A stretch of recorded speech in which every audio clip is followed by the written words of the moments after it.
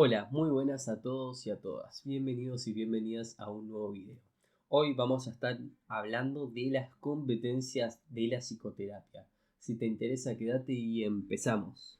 La psicoterapia tiene lugar dentro de una relación interpersonal. Ello explica que el resultado terapéutico satisfactorio dependa tanto de las competencias interpersonales del terapeuta como de su dominio técnico. Tras analizar las investigaciones en torno a los resultados de la psicoterapia, Lampert concluye que las competencias y las características personales del terapeuta tienen un efecto 8 veces mayor en el resultado de la psicoterapia que la orientación teórica o técnica del tratamiento de este.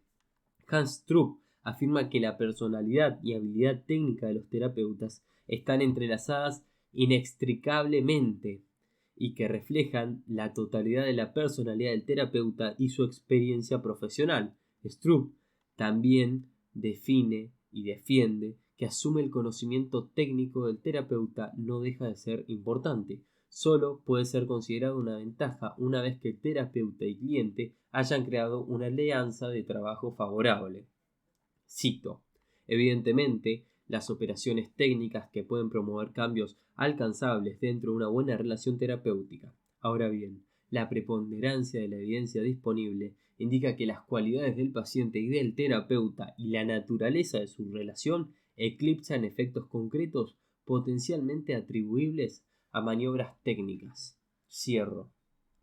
El énfasis de este capítulo y este episodio de YouTube o este video se va a poner en las competencias que los terapeutas pueden desarrollar para potenciar la práctica de su ciencia. Vamos a comenzar haciendo un repaso de las características del terapeuta que diversos investigadores han identificado como deseables. Para ello se van a dirigir la atención a competencias concretas que es interesante que los terapeutas dominen y a errores que deben intentar evitar. Este capítulo y este video termina con un debate acerca de las medidas que se han desarrollado para evaluar la calidad de la alianza de trabajo entre terapeutas y clientes. Características deseables en el terapeuta. Una revisión general. Lester Lubowski y sus colegas llegaron a la siguiente conclusión a partir de su investigación sobre factores del terapeuta en el resultado del tratamiento. Abro comillas. El principal agente de una psicoterapia eficaz es la personalidad del terapeuta, especialmente su habilidad para establecer una relación cálida de apoyo. Cierro comillas. Dos cualidades del terapeuta identificadas por Lubowski y sus colegas son: 1. El interés del terapeuta por ayudar a los clientes. 2. La salud y competencias psicológicas del terapeuta. La salud y competencia psicológica es ejemplificada por aquellos terapeutas que aparecen con un ajuste adecuado, que se presentan como capaces y dispuestos a ayudar y que no son ni autoritarios ni rígidos. El estudio concluye que el interés por ayudar y la salud psicológica permiten a los terapeutas exitosos establecer una sólida alianza de trabajo con sus clientes. Lubowski ofrece las siguientes sugerencias acerca de cómo alcanzar una sólida alianza de trabajo entre terapeutas y clientes. 1. Revelar mediante palabras y gestos apoyo hacia el deseo del cliente de conseguir sus metas. 2. Transmitir una sensación de comprensión y aceptación del cliente. 3. Desarrollar aprecio hacia el cliente. 4. Ayudar a los clientes a mantener defensas y actividades vitales que refuercen su nivel de funcionamiento. 5. Comunicar una actitud de esperanza realista en el sentido de que las metas terapéuticas tienen probabilidades de alcanzarse. 6. Ayudar a los clientes a reconocer cuando realizan progresos en la persecución de sus metas. Otra serie de autores también han abordado este tema. Entre estos últimos, Helmut Kaiser propone la siguiente lista de características útiles en el terapeuta: un interés por las personas, la visión teórica de psicoterapia que no infiere con el interés del terapeuta de ayudar a los clientes a comunicarse libremente, la ausencia de patrones neuróticos de comportamiento que puedan interferir en el establecimiento de una comunicación fluida con el cliente, una disposición mental hacia la receptividad, ser sensible a la duplicidad, a los elementos no comunicativos del comportamiento del cliente. Jeffrey Kotler integró las conclusiones de la revisión empírica realizada por Orlinsky y Howard para sugerir que la relación terapéutica resulta de mayor ayuda cuando tiene las siguientes cualidades.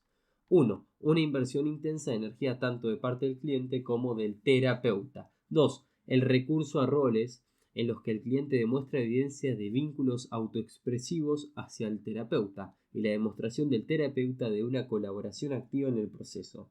3. Un buen contacto personal, incluyendo un grado de mutua comodidad, mutua confianza, ausencia de defensas, espontaneidad y comprensión recíproca. 4. Suficiente apoyo y buena voluntad como para permitir desafíos, confrontación, sin poner en peligro la estabilidad de la relación. Albert Ellis describió al terapeuta eficaz como aquel individuo que poseía las siguientes características. 1. Interesado vitalmente por ayudar a los clientes y enérgicamente dispuesto a trabajar para satisfacer ese interés. 2. Acepta incondicionalmente a los clientes como personas, mientras se enfrenta e intenta aliviar algunas de las ideas, sentimientos, comportamientos autoderrotistas de los clientes. 3. Confían en su propia habilidad terapéutica sin ser rígidos o grandilocuentes. Creen firmemente que sus técnicas principales van a funcionar. 4. Poseen un amplio conocimiento sobre teorías y prácticas terapéuticas, son flexibles, no dogmáticos y científicos, y consecuentemente están abiertos a adquirir nuevas competencias y a experimentar las mismas. 5. Son eficaces en comunicar y enseñar a sus clientes nuevas formas de pensar, expresar emociones y de comportarse. 6. Son capaces de afrontar y aliviar sus propias perturbaciones y consecuentemente no están ansiosos, deprimidos, hostiles, autodisminuidos, autocompasivos o indisciplinados de manera regular. 7. Son pacientes, persistentes y trabajadores en su práctica terapéutica. 8. Son éticos y responsables y utilizan la terapia casi enteramente en beneficio del cliente y no por una indulgencia personal. 9. Actúan profesionalmente y de manera adecuada en el ámbito terapéutico, pero continúan siendo capaces de mantener cierto grado de humanidad, espontaneidad y disfrute personal en lo que hacen. 10. Son animosos y optimistas. Muestran a los clientes que independientemente de las dificultades que puedan experimentar, pueden cambiar de manera considerable. 11. No intentan ayudar a sus clientes a sentirse mejor y a vencer los síntomas presentes, sino que intentan ayudar a realizar un cambio actitudinal profundo que le permita mantener sus logros y continuar mejorando y evitar futuros trastornos. 12. Están deseosos de ayudar prácticamente a todos los clientes. Remiten libremente a otros terapeutas a aquellos clientes en los que piensan que no pueden ayudar o a los que no están interesados en ayudar y procuran no implicarse ni excesivamente ni demasiado poco con los clientes que reciben. Intentan superar sinceramente los fuertes sesgos que pueden tener a favor o en contra de sus clientes y que pueden inferir en esa eficacia terapéutica. 13. Y último punto, poseen suficiente capacidad de observación, sensibilidad hacia los otros, inteligencia práctica y juicio como para desanimar a los clientes de tomar decisiones absurdas y temerarias de dañar seriamente a otros. Por último, Hans Strupp proporciona la siguiente descripción acerca de las características deseables del terapeuta. Cito y abro comillas. Los pacientes esperan con razón que un terapeuta sea humano, extremadamente atento, interesado, cálido, respetuoso y empático. Sus formas deben ser naturales y poco estudiadas. Debe existir una voluntad de responder a las preocupaciones del paciente. Un terapeuta no debe nunca criticar ni disminuir la autoestima y valía personal del paciente y no debe existir ninguna duda acerca de su compromiso y disposición para ayudar. Puede haber ocasiones en las que resulta apropiado reasegurar o incluso ofrecer consejos. El paciente no debe nunca sentir que es solo el paciente. La relación terapéutica debe ser experimentada como una relación real en lugar de algo artificial o ficticio.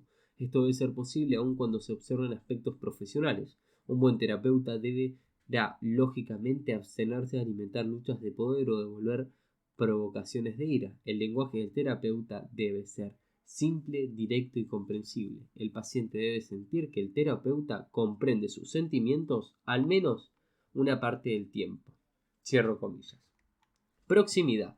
Los terapeutas próximos pueden comunicar a sus clientes que comprenden y que están en contacto con lo que el cliente está diciendo.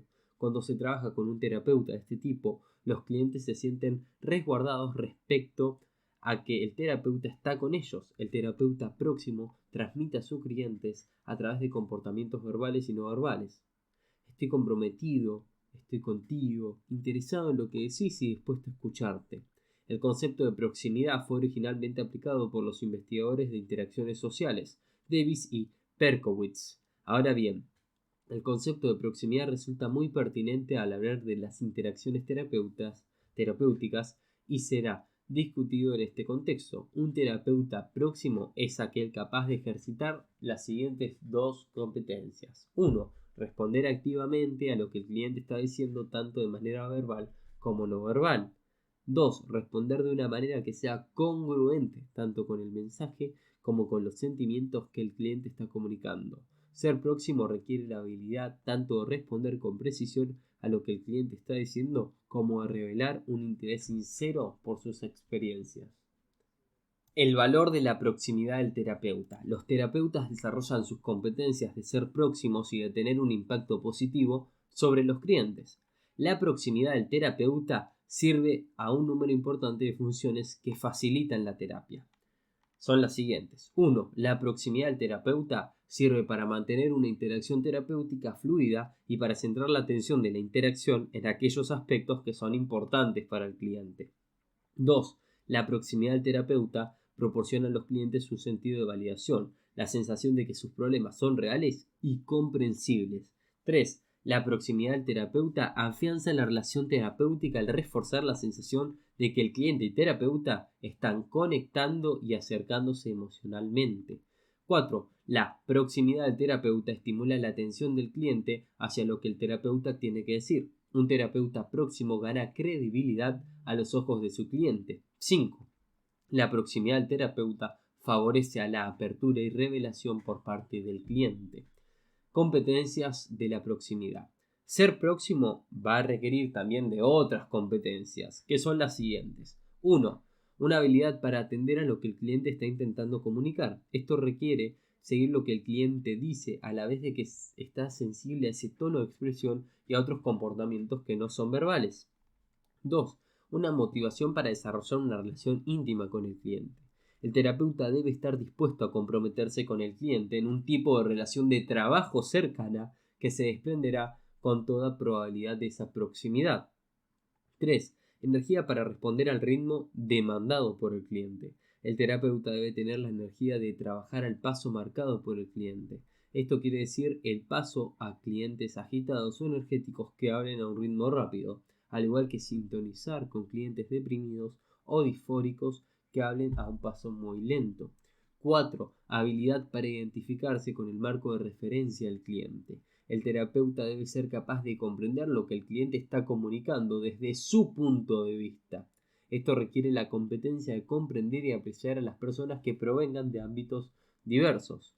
5. Estar entrenado en competencias básicas de entrevista. El terapeuta debe ser experto en competencias básicas de entrevista. Hablemos ahora de generar una apertura personal.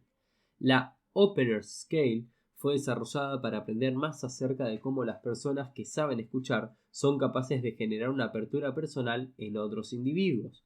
Esta escala consiste en 10 ítems siguientes que voy a leer, que son respondidos de acuerdo con una escala de 5 puntos. 4 totalmente de acuerdo, 0 totalmente de desacuerdo. Vamos. 1. Las personas suelen hablar sobre sí mismas con mucha frecuencia. 2. Me suelen decir que es escuchar. 3. Acepto a los demás. 4. Las personas me confían sus secretos. 5. Consigo fácilmente que las personas se abran a mí. 6. Las personas se sienten relajadas a mi alrededor. 7. Disfruto escuchando a la gente. 8. Simpatizo con los problemas de la gente. 9. Animo a las personas que me cuentan cómo se sienten. 10. Puedo hacer que la gente hable sobre sí misma. Las personas con puntuaciones altas en el Opener Scale aprecian los puntos de vista de los otros y son capaces de adoptar su perspectiva.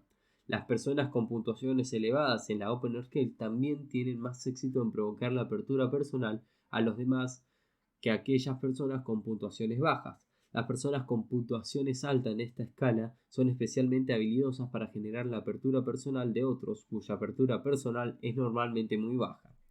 ¿Qué es lo que estos individuos puntúan tan alto? El análisis del comportamiento no verbal de personas con puntuaciones elevadas y bajas en la Opener Scale, indica que los primeros exhiben mayor disfrute, bienestar y atención que los segundos. En suma, son más próximos tanto verbal como no verbalmente. Hablemos ahora un poquito de la proximidad no verbal. Los terapeutas que empiezan a menudo encuentran instructivo observarse a sí mismos en una grabación de video con el fin de darse cuenta de los despistes de su comportamiento no verbal. Poseer sensibilidad tanto en lo que se refiere al propio comportamiento no verbal como respecto al del cliente es una competencia clínica importante. La comunicación tiene lugar no solo mediante palabras, sino a través de nuestro lenguaje corporal. Algunos comportamientos no verbales que merecen una atención por parte del terapeuta son mirar fijamente, las expresiones faciales y la postura corporal. Por lo general, hablar, mantener el contacto visual, sonreír, inclinarse hacia adelante y una postura corporal abierta comunican sentimientos de interés y entrega hacia la otra persona. Las investigaciones también indican que los terapeutas son más apreciados y mejor considerados respecto a poseer mayores dosis de conocimiento, empatía y confianza cuando exhiben elevados niveles de contacto visual, sonrisa, postura corporal abierta e inclinación postural hacia sus clientes. Ahora bien, esto no debe ser considerado como la afirmación de que aquellos terapeutas que mantienen el contacto visual, sonríen y se inclinan posturalmente hacia sus clientes con una postura corporal abierta, vayan a tener siempre más éxito. Es obvio que el comportamiento no verbal del terapeuta tiene que estar en consonancia con el clima de la terapia y el contexto del que está ocurriendo entre terapeuta y cliente. Diversos estudios empíricos han encontrado que lo importante no es la cantidad de comportamiento no verbal próximo utilizado por los terapeutas, sino la congruencia de tales comportamientos con la emoción presente en la sesión de terapia. En base a las investigaciones sobre el comportamiento no verbal, podemos presentar los siguientes consejos. El terapeuta debe esforzarse por reconocer tanto su comportamiento no verbal como el del cliente durante la sesión de terapia. Al atender a los comportamientos no verbales, los terapeutas pueden aprender a utilizar estos como canales eficaces de comunicación. Las respuestas no verbales por parte del terapeuta pueden ser de gran ayuda cuando el cliente se encuentre atascado o tenga dificultades para abrirse. En otros momentos, el terapeuta puede decidir que el cliente necesita algo de espacio y rendir honor a esa necesidad con una reducida intimidad no verbal. Los comportamientos no verbales del cliente pueden proporcionar información importante respecto a sus sentimientos. Resulta especialmente pertinente que los terapeutas puedan apreciar las incongruencias entre la comunicación verbal y no verbal del cliente. Por ejemplo, si el cliente está sonriendo mientras relata un episodio triste, conviene señalar tal circunstancia al cliente. Un cliente que afirma sentirse bien empleando un tono de voz poco entusiasma está comunicando un mensaje distinto al que el cliente que comparte esa misma información mediante un tono de voz animado y con una sonrisa en los labios. Un cliente que relata una experiencia amarga sin señal de ira merecerá un tipo de respuesta diferente por parte del terapeuta que otro cliente que relate esa misma experiencia amarga junto con sentimientos de rabia. Los comportamientos no verbales son una abundante fuente de información y un valioso canal de comunicación en psicoterapia. No obstante, deben ser adaptados al estilo del terapeuta y de acuerdo con la individualidad de cada cliente. Proximidad del cliente. Tal y como se ha sugerido antes, un beneficio importante de la proximidad del terapeuta es que potencia la proximidad del cliente. Esto es relevante por varias razones. Primero, porque un factor importante es el resultado exitoso de la terapia. Va a ser la voluntad y habilidad por parte del cliente de implicarse activamente en el proceso de la terapia. La proximidad del cliente también es importante debido a que, como señalaba Sullivan, en ocasiones los clientes llegan a la terapia con problemas que nacen en relaciones interpersonales insatisfactorias. La observación de Sullivan se ha visto confirmada por un creciente número de estudios e investigaciones que han demostrado que las personas solitarias o insatisfechas con sus relaciones están especialmente carentes de habilidades sociales. La habilidad del terapeuta para modelar y enseñar proximidad y otras habilidades sociales beneficiosas a los clientes puede representar un importante servicio. Hablemos ahora de la inmediatez verbal. Otra forma de transmitir proximidad a los clientes es ser verbalmente inmediato con ellos.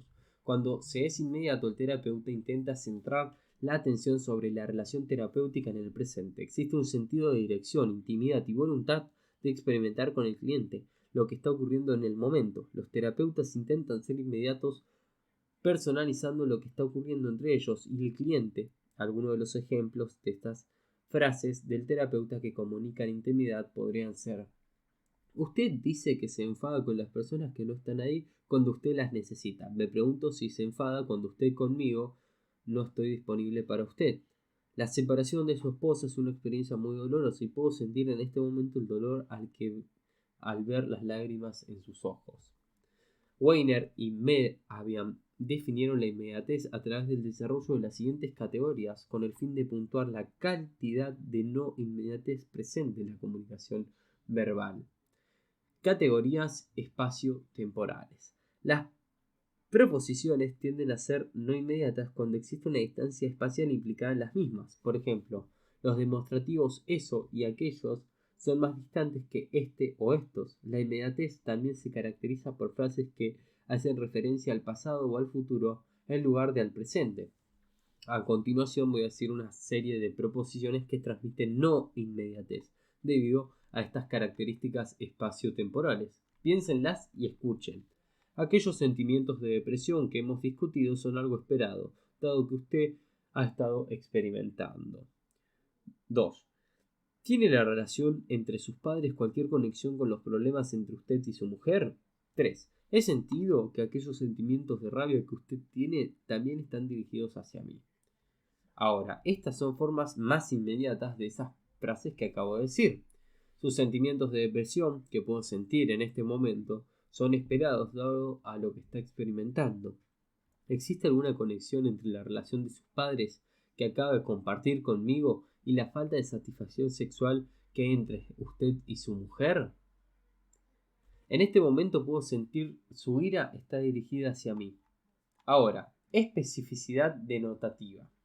Una proposición no es inmediata si se enfoca solo en una parte de la cuestión, si despersonaliza el tema de un individuo o una clase general o si refiere al orador o receptor de la comunicación de manera implícita en lugar de explícitamente. A continuación van algunas frases consideradas como no inmediatas debido a esta escasa especificidad denotativa. Mi principal sentimiento hacia usted es el respeto.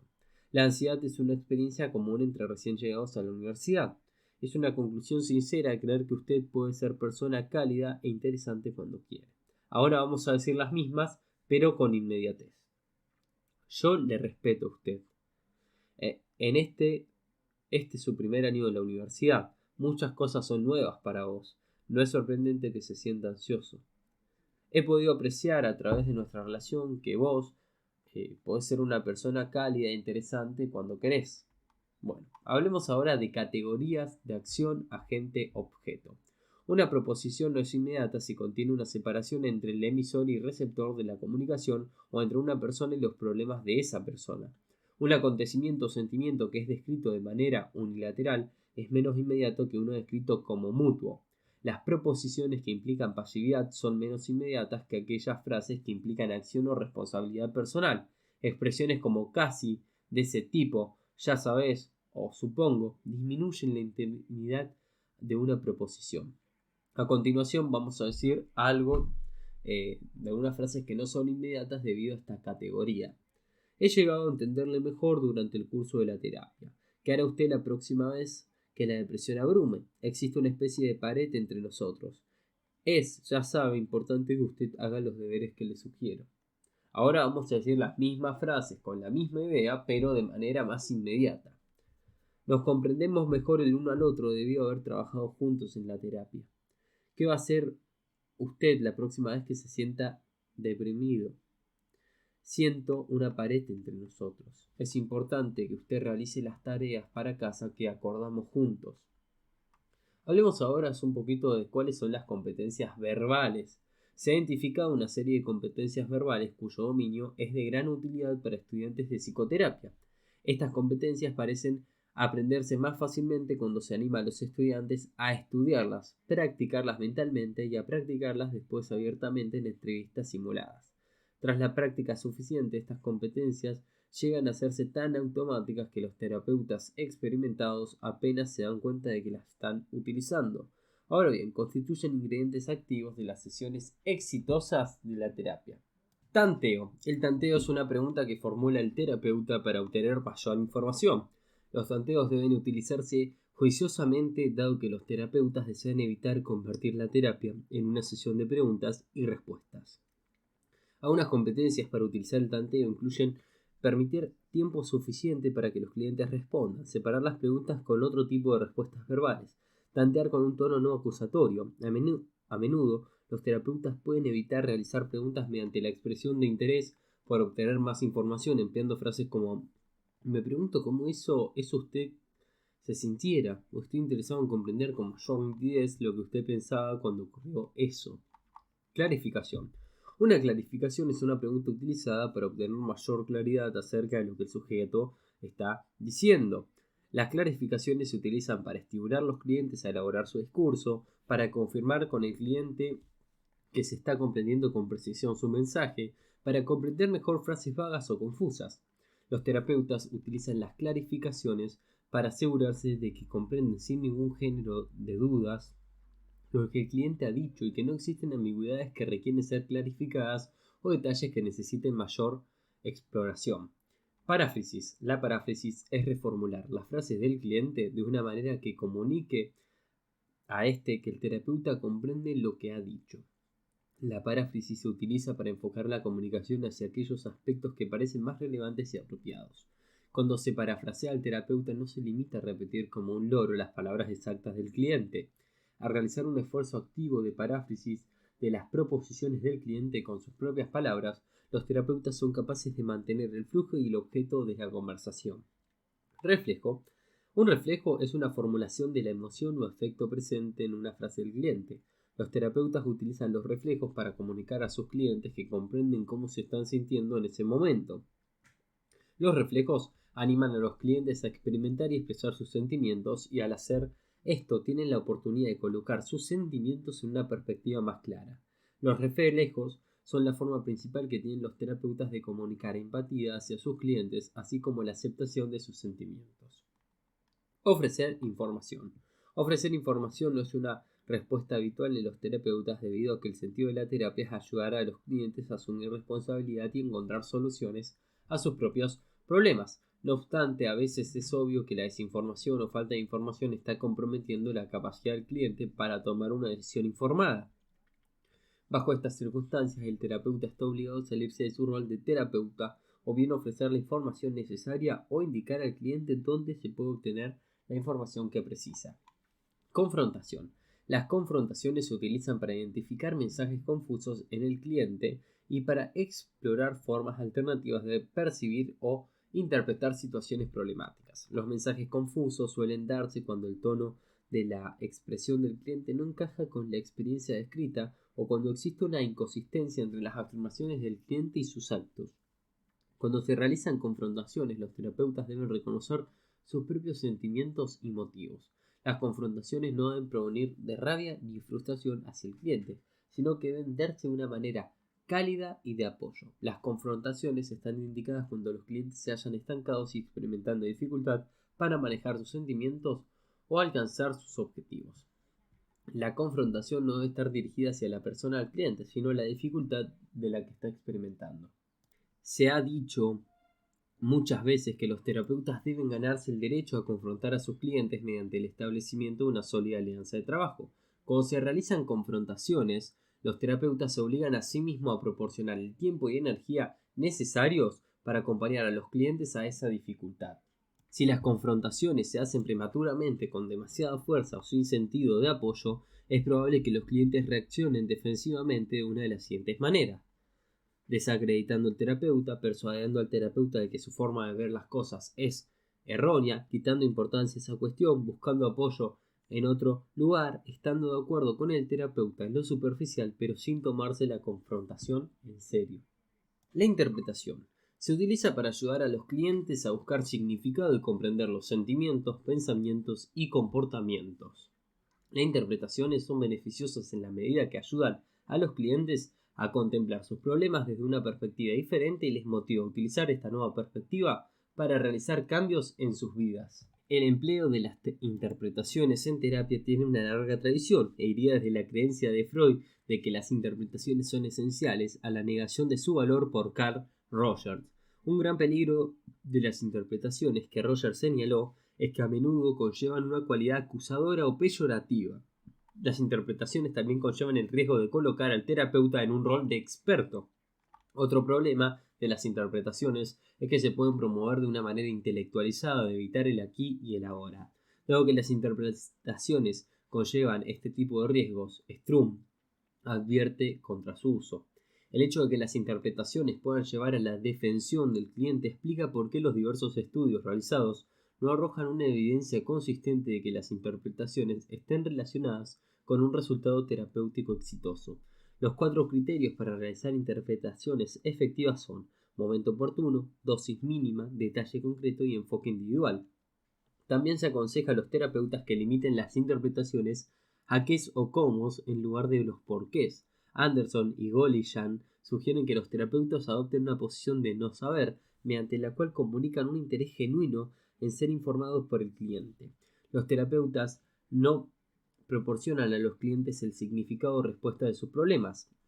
Colaboran por el contrario con los clientes utilizando datos provenientes de las propias experiencias de estos últimos, incluyendo las de la sesión de la terapia, para comprender sus dilemas e identificar sus opciones. Otras sugerencias para ayudar a los clientes a apreciar las ramificaciones de sus estilos de pensamiento y sus comportamientos incluyen enfatizar las connotaciones positivas de la apertura de los clientes a contemplarse a sí mismo y realizar las interpretaciones de manera tentativa en lugar de absolutista. Recapitulación. Las proposiciones de recapitulación se utilizan para ofrecer un encuadre y estructurar la sesión de terapia. Los terapeutas utilizan la recapitulación para identificar temas comunes, revisar el progreso, proporcionar un encuadre cuando las proposiciones del cliente parecen estar inconexas. Las recapitulaciones pueden ser utilizadas al comienzo de la sesión de terapia para situarles en el sendero adecuado. Pueden ser empleados en medio de la sesión si el cliente está vagando sin norte o desviándose de la meta. Las recapitulaciones también pueden ser utilizadas al final de la sesión de terapia para aglutinar las cosas y sugerir un punto de partida para la siguiente sesión de terapia. Preguntas. Las preguntas pueden ser utilizadas para 4 propósitos generales dentro de la sesión de terapia. El uso más obvio de las preguntas es para obtener hechos. Preguntas sobre búsqueda de hechos que se encuadren dentro del aquí y ahora. El qué y el por qué son denominadas preguntas lineales. Por ejemplo, ¿qué problemas le están preocupando? ¿Cuánto tiempo hace que tiene esos problemas? ¿Cuándo ocurren? Las preguntas lineales son necesarias para completar una evaluación básica de los problemas del cliente. Generalmente son preguntas seguras que no representan una amenaza. Las preguntas lineales pueden constituir un problema si llevan a una interacción del tipo pregunta-respuesta entre terapeuta y cliente. También se corre peligro de centrarse demasiado en la patología, analizando y diseccionando los problemas del cliente en lugar de intentar situar la vida en perspectiva. Los terapeutas experimentados saben cómo evitar el uso abusivo de las preguntas lineales. Un segundo tipo de pregunta es la que explora cómo se relacionan los problemas del cliente con su vida. Las preguntas exploratorias, que intentan identificar pautas y conexiones entre los problemas de un cliente y sus estilos de afrontamiento, formas de pensar y relaciones interpersonales, son denominadas preguntas circulares, como, por ejemplo, ¿cómo reaccionan las otras personas cuando usted se hace de menos en esa forma?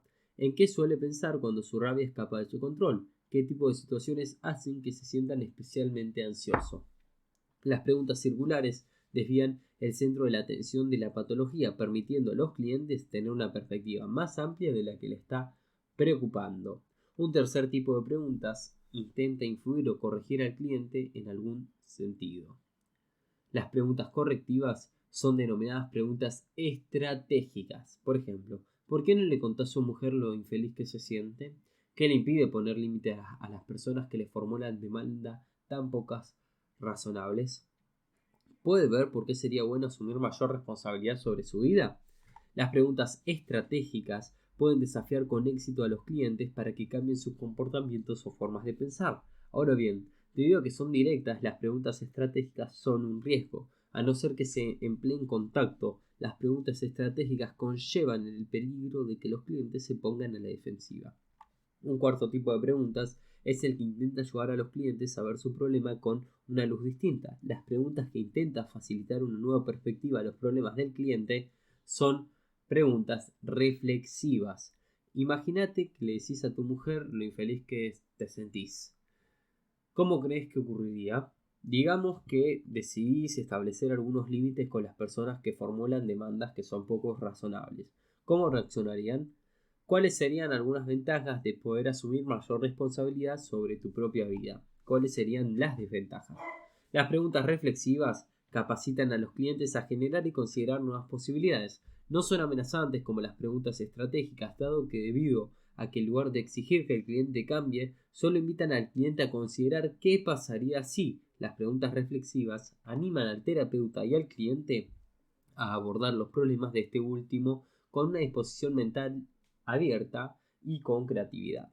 Habilidades de conversación. Las habilidades de conversación no se refieren solo a lo que uno dice, sino a cómo lo dice. Una revisión de investigaciones sobre impresiones provocadas por los estilos de conversación reveló las siguientes sugerencias para hablar de forma que se reforzara una sensación de competencia y credibilidad. 1. Ser activo.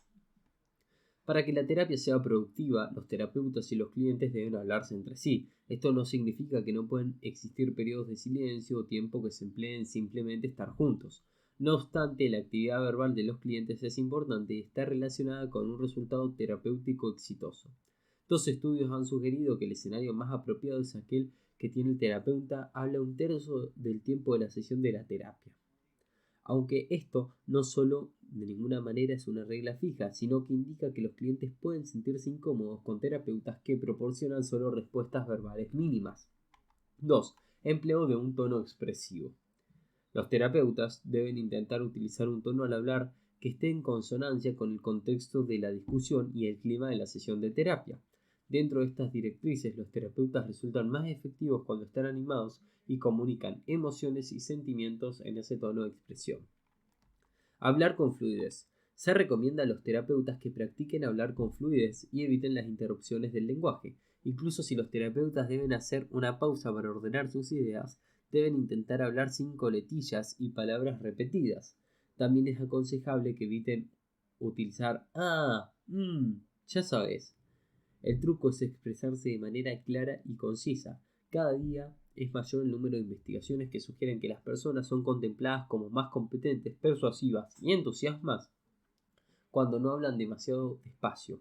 Aunque hablar a ritmo acelerado no suele ser una característica general de los terapeutas, estas investigaciones refuerzan el valor de aprender a ser verbalmente próximo y claro. Por último, los terapeutas deben evitar utilizar palabras grandilocuentes. Lo mejor es hablar el mismo lenguaje que el cliente y utilizar solo aquella jerga de la que está familiarizado. El poder del humor.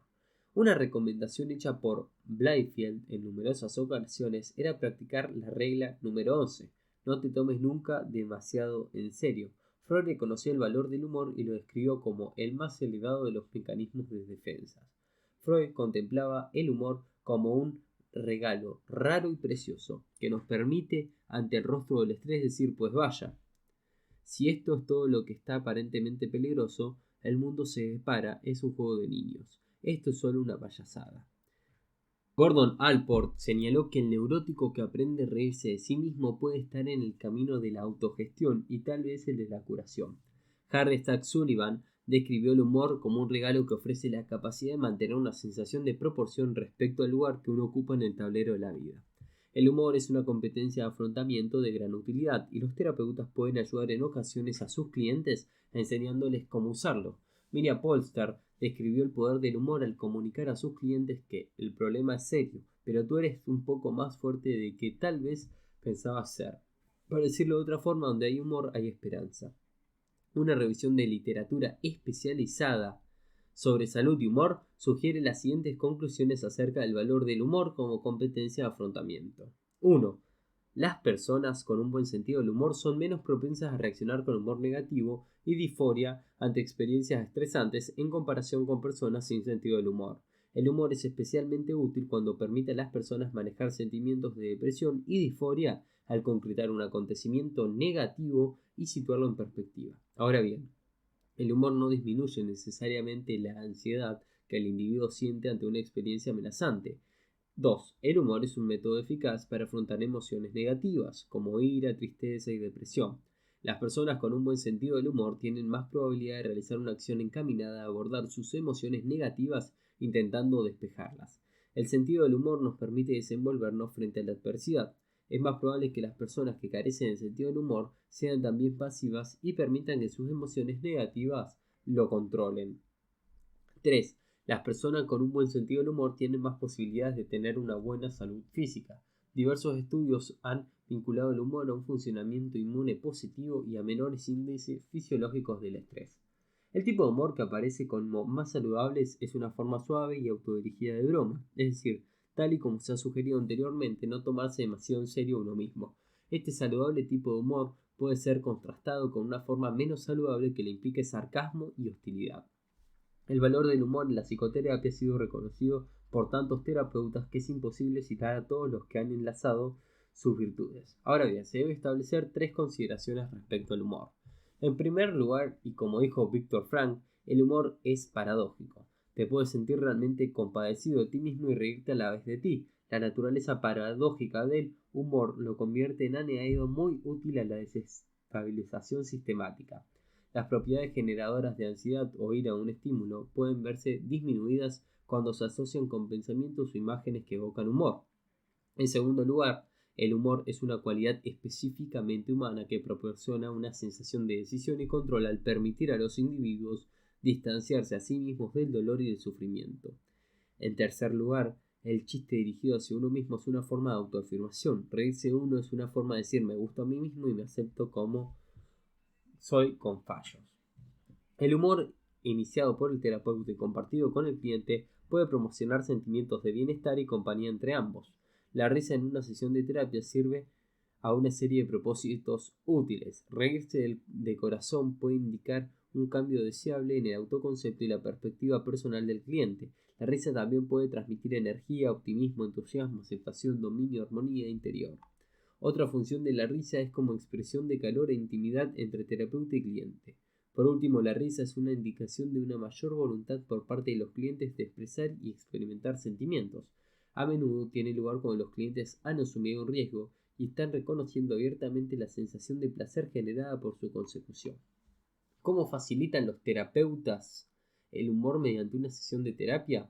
Fall y Hill han identificado 2 intervenciones terapéuticas que correlacionan con la alegría en el cliente, liberar la tensión y el humor del terapeuta. La liberación de la tensión se caracteriza por la disposición del terapeuta a discutir temas cargados de tensión, como el sexo, la ansiedad, los conflictos y la relación terapéutica. Una disposición abierta por parte del terapeuta a hablar sobre temas que es necesario discutir, pero hasta entonces han sido evitados, proporciona a los clientes una gran sensación de alivio. Los terapeutas también pueden facilitar la risa en sus clientes mediante un modelado de humor a través de juego de palabras, anécdotas, expresiones faciales, proposiciones y reacciones inesperadas. Albert Ellis ha sido uno de los que más ha defendido el empleo del humor en su carrera profesional, escribiendo un número de canciones dirigidas a ayudar a los clientes a colocar sus problemas en perspectiva. Como nota final sobre el humor, nos gustaría reproducir las palabras de Thomas Szasz. Huye del psicoanalista que analiza los chistes en lugar de reírte de ellos. Ahora, comunicación. Todo lo que se ha discutido hasta ahora en este capítulo y en este video tiene que ver con la comunicación. Esta sección recalca la importancia de la comunicación entre el terapeuta y el cliente. La regla de oro de Kaiser para los terapeutas es comunicate. Frank también hace hincapié en la importancia de la comunicación en psicoterapia.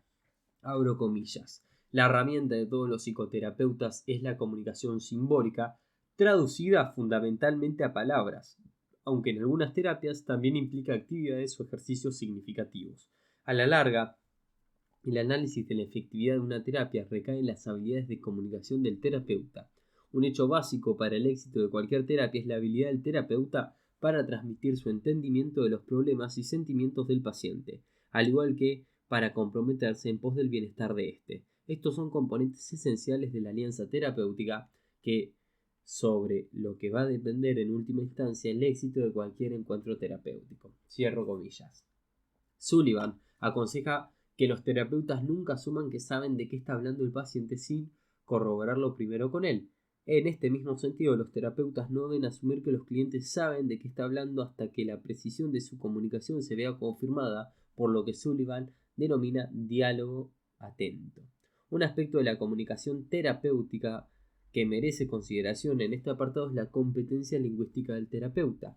El terapeuta debe poseer las competencias lingüísticas necesarias para desentramar las frases de los clientes de forma que estos adquieran un mayor control acerca de lo que está siendo experimentado.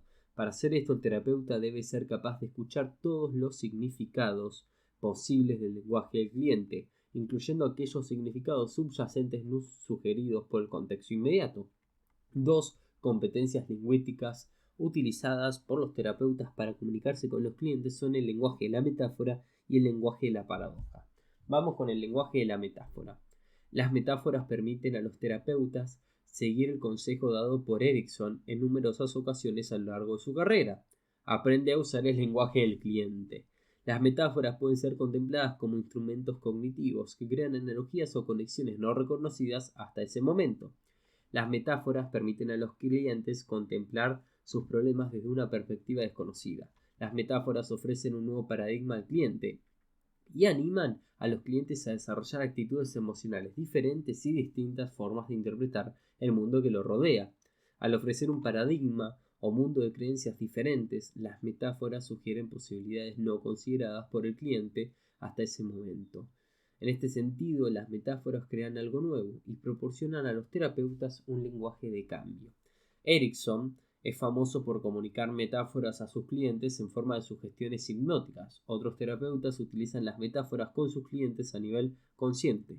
En ambos casos, las metáforas evitan una confrontación y permiten al cliente tomar en consideración ideas y sentimientos que en otras circunstancias serían evitados o negados. Evans describe la función de las metáforas en psicoterapia de la siguiente manera. Abro comillas. El cliente desarrolla cierta libertad que a menudo en sus inicios le genera terror el abandonar perspectivas familiares y asumir puntos de vista diferentes, y por el contrario experimenta de nuevo el mundo a través de varias fases de metáfora consciente. La libertad psicológica se gana no mediante el logro de una metáfora de liberación, sino más bien a través de la liberación de la metáfora. Cierro comillas. Las metáforas pueden comunicarse en la terapia mediante la reformulación del sentimiento, experiencia o problemas, o mediante el empleo de anécdotas, parábolas e historias breves. Barker describe cómo pueden utilizarse metafóricamente las historias en psicoterapia.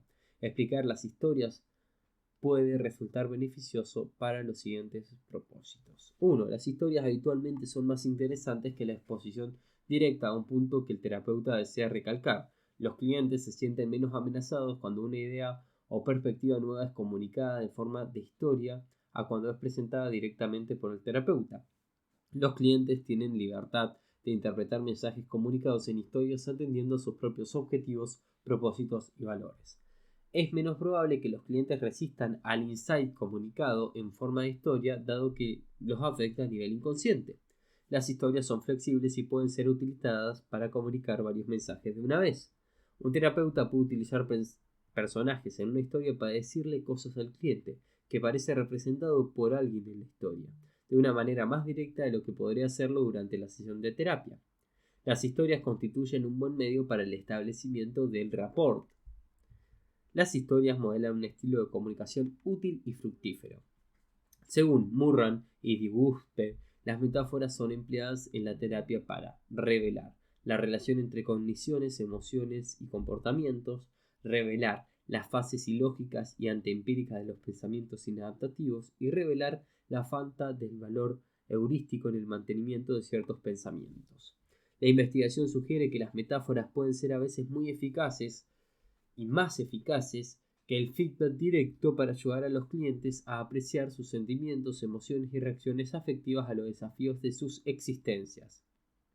Las metáforas también pueden motivar a los clientes a crear un sentimiento de cercanía con el terapeuta y a clarificar tanto los problemas del cliente como sus metas. A continuación vamos a presentar algunos pasos para trabajar con metáforas. 1. Definir claramente el concepto que deseamos comunicar e instruir. 2. Prestar atención al lenguaje del cliente y buscar un terreno que comprende y domine con comodidad. 3. buscar un constructo análogo en el ámbito de conocimiento del cliente que incluya los elementos centrales del concepto que queremos enseñarle. Y 4. Si no existen o no vienen a la mente en ese momento, podemos comenzar con un ámbito nuevo acerca del que el cliente posea un conocimiento. Otra sugerencia para utilizar metáforas es adoptar un proceso de colaboración dirigido hacia el descubrimiento del cliente. Los terapeutas que adoptan este enfoque revelan una curiosidad genuina respecto a las ideas y asociaciones del cliente, aun cuando no vayan en dirección anticipada por el terapeuta. Para ayudar a los clientes a elaborar sus propias metáforas, los terapeutas comunican su interés y atención y refuerzan un sentido espontáneo y real de exploración conjunta y compartida. Los terapeutas que adoptan un enfoque no colaborativo e intentan convencer a sus clientes para que comprendan las metáforas de la manera que ellos quieren, tienen menos posibilidades de tener éxito. Cuando el terapeuta actúa como experto, los clientes no tienen sensación de descubrimiento compartido y es probable que reaccionen con confusión y extrañeza hacia esas interpretaciones del terapeuta. El lenguaje de la paradoja. Aunque muchos terapeutas no utilizan intencionalmente las estrategias paradójicas cuando trabajan con clientes, a menudo se comunican mediante un lenguaje paradójico. Los terapeutas emplean el lenguaje paradójico por las siguientes razones. Por un lado, los terapeutas adoptan un rol de persuador al intentar convencer a sus clientes de que asuman riesgos y realicen cambios en su forma de pensar y comportarse. Por otro lado, dado que las personas son reactivas por naturaleza, se resistirán a los intentos de persuasión de otros. Por lo tanto, los terapeutas utilizan el lenguaje paradójico para persuadir a sus clientes mientras sostienen la ilusión de que cualquier riesgo que el cliente elija asumir va a ser realmente aquel que éste decida. Algunos métodos para hacer las paradojas. Aceptar la sintomatología del cliente. Los terapeutas no desafían inmediatamente los síntomas del cliente. Su lenguaje implica aceptar las soluciones que los clientes proponen para sus problemas. Aunque estas soluciones parezcan pocas ventajosas, son las mejores alternativas que los clientes han sido capaces de encontrar. 2. Desenfatizar la fuerza y el control. Los terapeutas utilizan un lenguaje no coercitivo para desenfatizar su control y colocar la responsabilidad del cambio en el cliente. A menudo los terapeutas se desprenden del rol del experto y se presentan a sí mismos como uno más e incapaces de efectuar ningún cambio sin colaboración del cliente. Cualquier mejora que ocurra será atribuida al cliente. El doble vínculo. El doble vínculo ofrece a los clientes la ilusión de poder elegir mientras los asegura que cualquier elección que haga será terapéutica. Por ejemplo, la ilustración que emplea Milton Erickson cuando le pregunta al cliente: ¿desea abordar este síntoma primero o algún otro? Implica que el cliente abordará un síntoma. Asimismo, al preguntarse en voz alta si el cliente notará una mejoría el miércoles o posiblemente el jueves, tal vez incluso el viernes, se le está dando al cliente la elección de cuándo mejorar, a la vez que se le exige que mejora tenga lugar. Reformulación. Los terapeutas utilizan la reformulación para ofrecer a los clientes una nueva forma de contemplar o interpretar una situación o problemas. Cuando se adscribe un nuevo significado al problema, soluciones que hasta entonces no han tenido posibles se convierten en posibilidad. Por ejemplo, a un cliente que se le encuentra perturbado por sentimientos de depresión se le puede animar a que reconozca que esta expresión es fácilmente comprensible dados los acontecimientos visuales que ha experimentado recientemente. Un cliente cuyo trabajo profesional está comprometido por la ansiedad puede aprender a percibir el síntoma como una respuesta natural a la carrera competitiva y que indica que está confrontando los desafíos en lugar de constituir una debilidad personal. Una función muy valiosa de la reformulación es que ayuda a los clientes a atribuir sus dificultades a circunstancias vitales en lugar de rasgos personales. Un análisis situacional en oposición a disposicional sobre los problemas que uno mismo proporciona mayores posibilidades de ejercitar la autoeficiencia y utilizar las propias competencias de resolución de problemas. Sensibilidad al proceso.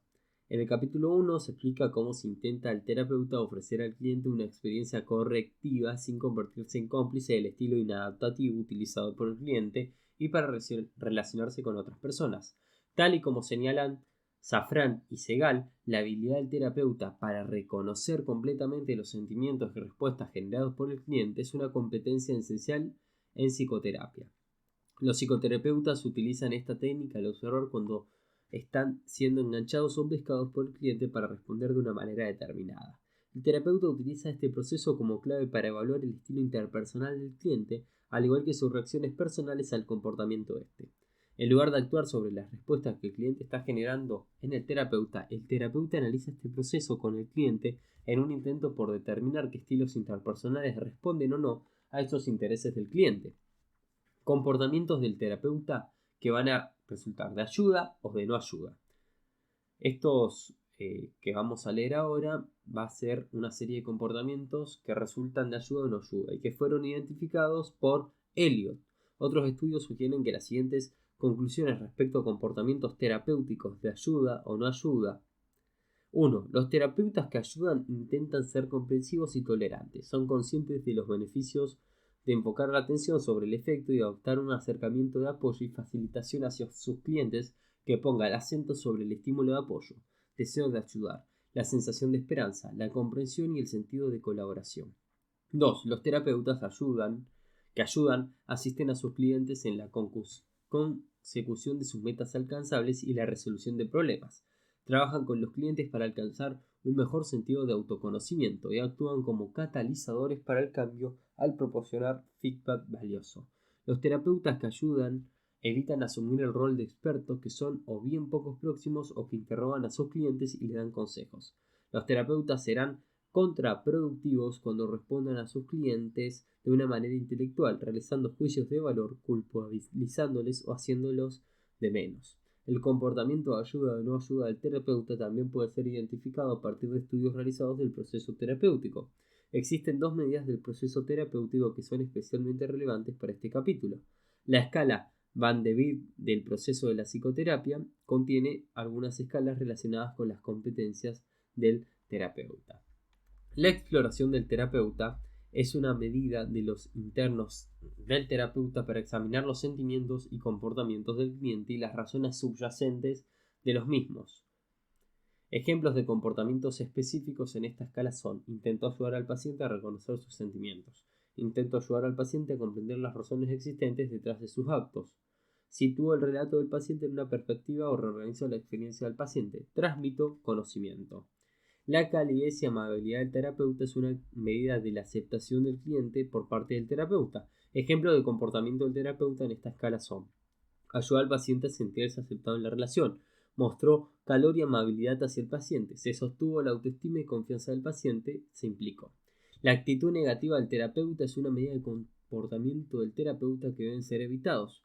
Por ejemplo, debemos evitar realizar juicios de valor, ser autoritarios, amonestar al paciente, estar a la defensiva, ser intimidadores, confrontar al paciente de una manera negativa, etc. Las escuelas TEN de la Alianza de Ayuda miden una serie de comportamientos en el terapeuta desde el punto de vista del cliente, del terapeuta y del observador. Los comportamientos facilitadores del terapeuta son puntuados por los observadores en una escala de 10 puntos, 1 como muy poco y 10 como mucho. El terapeuta es cálido y sustentador. El terapeuta transmite la sensación de desear que el paciente alcance las metas del tratamiento. El terapeuta revela una sensación de esperanza que las metas del tratamiento puedan lograrse. El terapeuta transmite la sensación de que se siente aprecio por el paciente y que lo comprende. El terapeuta revela sentimientos de aceptación y respeto hacia el paciente en oposición a un comportamiento en el que el paciente se hace de menos. El terapeuta dice cosas que demuestran que se siente un vínculo de nosotros con el paciente, que experimentan una sensación de alianza con el paciente en la lucha conjunta contra aquello que le está incapacitando. El terapeuta muestra reconocer que el paciente cada vez es más de aquello que el terapeuta indica como necesario. El terapeuta muestra aceptación respecto a la creciente capacidad del paciente para comprender las propias experiencias. El terapeuta reconoce y confirma las percepciones precisas que el paciente hace sobre él. El terapeuta puede aceptar el hecho de que el paciente también puede reflexionar sobre lo que ambos han experimentado juntos.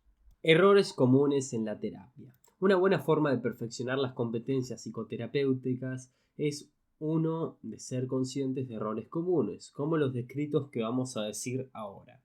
Esto bajo ninguna circunstancia tiene que pasar.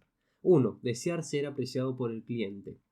A los terapeutas novatos a menudo les preocupa el hecho de que las sesiones de terapia pueden ser incómodas y generar sentimientos de ira, tristeza, ansiedad y hostilidad de los clientes. Es importante abordar con los clientes los sentimientos de una manera terapéutica y sin personalizar los mismos. 2. Quedarse atrapado en las intelectualizaciones. Esto es difícil de evitar con los clientes que tienen un estilo intelectualizante. El terapeuta debe intentar alterar este enfoque hacia los sentimientos y experiencias del cliente, especialmente en el aquí y el ahora. 3. Dificultad para tolerar el silencio. El silencio es un proceso terapéutico que puede ser utilizado ventajosamente. Los terapeutas deben ser conscientes del silencio y tomar una decisión informada acerca de si el silencio debe ser roto por ellos o por el cliente. 4. Embarcarse en comportamientos inadecuados. Divagar, reírse nerviosamente y las revelaciones personales no suelen ser apropiadas en una sesión de terapia. 5. Pretender curar prematuramente al cliente. A menudo los terapeutas novatos se sienten presionados por la necesidad de hacer algo por el cliente. Los terapeutas deben evitar esa tentación de empujar al cliente hacia la curación antes de comprender por completo su problema y evaluar la capacidad y motivación de cambio.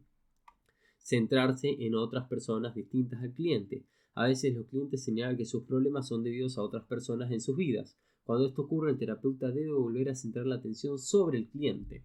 Hacer demasiadas preguntas. Los terapeutas novatos a menudo caen en la trampa de hacer demasiadas preguntas porque no han aprendido a utilizar las competencias verbales descritas a comienzo de este capítulo. 8. Mantenerse en aspectos superficiales. Los terapeutas necesitan encontrar el equilibrio entre empujar a los clientes hacia niveles más profundos de experiencia y sentimiento por un lado y respetar vulnerabilidades por otro. Los terapeutas deben estar dispuestos a asumir riesgos. Son precisamente los aspectos sensibles del cliente que hay que abordar en terapia. Dificultad para tratar aspectos relacionados con la contratransferencia. Una competencia fundamental es reconocer los sentimientos personales hacia el cliente sin exhibirlos en la sesión de terapia. Lo que resulta especialmente importante para los terapeutas es resolver los inevitables sentimientos de enfado, frustración o disgusto que van a experimentar hacia ciertos clientes. Aunque este tipo de reacciones negativas sean reales y deban ser aceptadas, el terapeuta debe realizar todos los esfuerzos que sean necesarios para no actuar de las mismas. Cuando el terapeuta responde a un cliente desagradable de una manera fría, distante o superficial, se está creando una profecía autocumplida que lleva inevitablemente a la disolución de la relación terapéutica. Evitar o no permitir el tiempo suficiente para terminar. La terminación es una parte esencial de la terapia y necesita ser planificada por terapeutas y clientes. Otro error que los terapeutas deben evitar es confundir la expresión de sentimientos positivos o negativos del cliente hacia el terapeuta con reacciones de transferencia cuando en realidad son respuestas directas a algo que el terapeuta ha dicho o hecho. Las expresiones positivas y negativas del cliente son motivadas por la transferencia, es decir, depende más del estilo o personalidad del cliente que de los comportamientos del terapeuta. Y estas características se caracterizan por lo siguiente: expresiones que aparecen inadecuadas o irracionales debido a que no encajan en el contexto. Nada ha ocurrido en la relación terapéutica para explicar por qué puede estar experimentando estos sentimientos del cliente. 2. Las expresiones son más intensas de lo que cabría esperar, considerando lo que ha trascendido durante la sesión de terapia. 3. El cliente se aferra a estos sentimientos de una forma persistente y tenaz. La expresión de sentimientos positivos o negativos del cliente hacia el terapeuta tiene lugar independientemente de lo que haya discutido. 4. Existe un origen obvio para los sentimientos equivocados del cliente. El cliente puede haber dado suficiente información para explicar de dónde provienen esos sentimientos positivos o negativos y para dejar en claro que no están generados por un comportamiento del terapeuta. Un error perjudicial es que el terapeuta responda con una interpretación de transferencia cuando la expresión de sentimientos positivos o negativos en el cliente va a ser genuina. Para evitar este error, el terapeuta debe utilizar la interpretación con precaución, como veníamos advirtiendo, y ser sensible a los efectos que sus comportamientos pueden provocar en el cliente.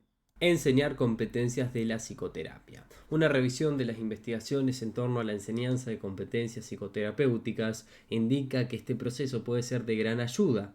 Lo que resulta interesante es observar que existió un tiempo en el que la hora psicoterapéutica era considerada tan misteriosa y sacrosanta que no podía ser observada por un supervisor ni registrada para un posterior debate.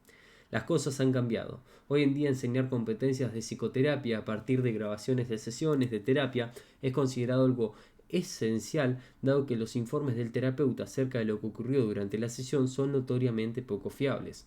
Los programas de entrenamiento en competencias de psicoterapia se basan en la teoría de que el progreso de los clientes en la terapia está afectado no solo por las dinámicas del cliente, sino también por la interacción entre el cliente y el terapeuta. Por lo tanto, los comportamientos del terapeuta durante la sesión de terapia son muy importantes. Cualquier cosa que se pueda hacer a través de la investigación y la formación para fortalecer la efectividad de los comportamientos del terapeuta es considerado como algo merecedor del esfuerzo. Los programas de entrenamiento en competencias de psicoterapia también son útiles porque proporcionan a los terapeutas un sentimiento más elevado de eficacia personal. Los pasos siguientes aparecen recogidos en un programa típico de entrenamiento de competencias en psicoterapia. Estudiar las competencias que van a ser aprendidas, observar las competencias a medida que se moldean, practicar competencias en las sesiones de counseling, obtener feedback de la observación de las grabaciones propias y de los colegas y supervisiones de apoyo, y practicar más para implementar lo que ha aprendido en las sesiones de terapia. Básicamente es un modelo de aprendizaje. Sumario. Las competencias interpersonales del terapeuta son un componente crítico del éxito en la psicoterapia. Los clínicos están consecuentemente interesados en identificar estas competencias y en desarrollar métodos para enseñarlas a los estudiantes de psicoterapia. Las competencias propuestas por los clínicos que han escrito sobre este tema incluyen el entusiasmo e interés hacia otras personas y una capacidad para trabajar con ellas de una manera confiada, estimulante, paciente, tolerante y no enjuiciadora. Los terapeutas competentes están técnicamente bien formados y son capaces de implementar de manera flexible intervenciones terapéuticas con una sensación de colaboración con el cliente. Son capaces de manejar los propios problemas.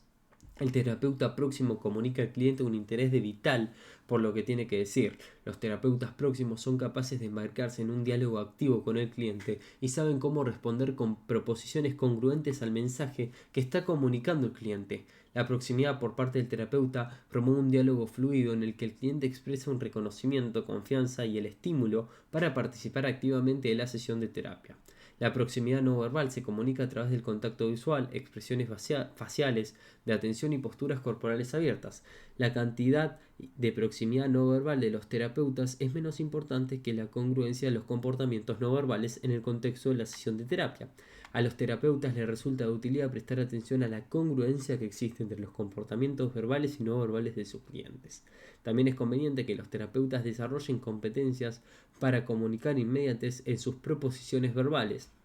Las 9 competencias verbales son ensayo, clarificación, paráfrasis, reflexión, ofrecer información, confrontación, interpretación, recapitulación y preguntas. Las competencias muy controversiales incluyen ser verbalmente activo, utilizar un tono expresivo y hablar fluido. El humor es útil en la psicoterapia cuando se emplea para transmitir esperanza y ayudar a los clientes a contemplar sus problemas desde una perspectiva nueva y diferente.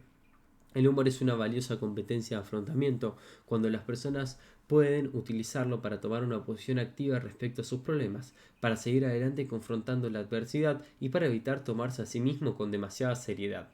Los dos aspectos de la competencia lingüística que fortalecen la habilidad del terapeuta para comunicarse son el lenguaje de la metáfora y el lenguaje de la paradoja. Las metáforas capacitan a los clientes para adquirir una nueva perspectiva de sus problemas y para ver soluciones que no se han reconocido hasta entonces. El lenguaje paradójico se emplea para persuadir a los clientes de que asuman riesgos mientras refuerzan su sentido de elección y autocontrol.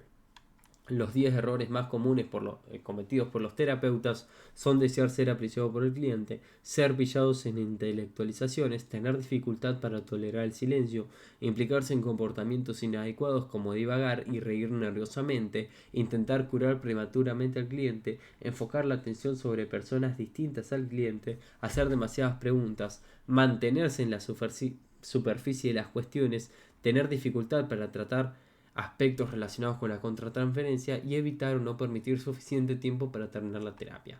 Los estudios sobre el proceso psicoterapéutico han resultado útiles en la identificación de comportamientos de ayuda o no ayuda en los terapeutas.